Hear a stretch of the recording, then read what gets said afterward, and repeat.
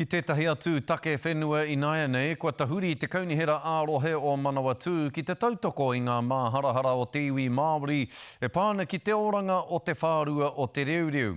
E tatāna te whārua nei ki te awa o Rangitike I te rohe o te aratau maihi, kei te riri etahi o ngā Māori o te takiwā I te rehitanga atu a te tumu pairoa I te whenua o te reureu ki ngā kaiwhakahaere pāmu Pākehā.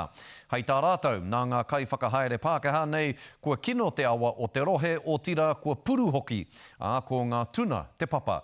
Aneira, a Regan Paranihi I te whārua o te reureu. He kai pāmu a tūro karatia ki te whārua o te reureu. Ia wangawanga ana ia mo te nui o ngā whenua Māori kua tukuna e te tumu pairoa ki ngā kai pāmu Pākehā, nā runga I te whakahaweatanga o ngā whenua. Ko te whakapoke o tēnei puna wai tētihi tauira. They've had a digger through this along here and opened it up and have drains right along it. This was a significant stream. This is Pikitara, the Pikitara stream, and it came from a lagoon on the river. But over years, the river has been pushed aside and wiped the lagoon out, and it stopped the flow coming from that lagoon here and joining the river further downstream.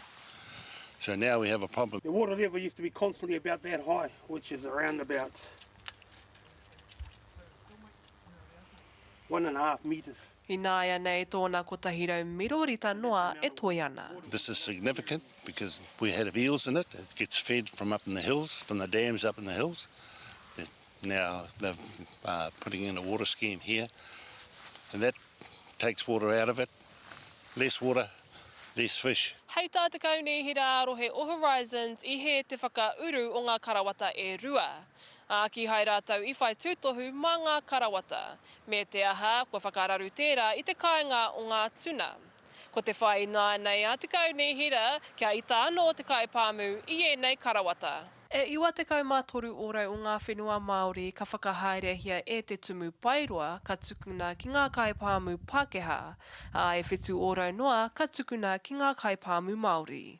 Kua whakapātua te karere ki te tumu pairoa mo te take nei, hei tā rātau e uru pare ana rātau I ngā nawe, ka mutu kaore rātau mo te aromata wai I te ahurea o te tangata, ka whai whakaro rātau ki te hunga Māori, me te aha e wānanga ngātahi ana rātau ki te kaunihira. But this is Māori land, a Māori reserve. This is all we've got, 4,500 acres. So every bit of land that's in this reserve, we want it returned back to our people. Koe whakapātu mātou o te karere ki te kai pāmu mo te take nei, e tāria ana he whakautu.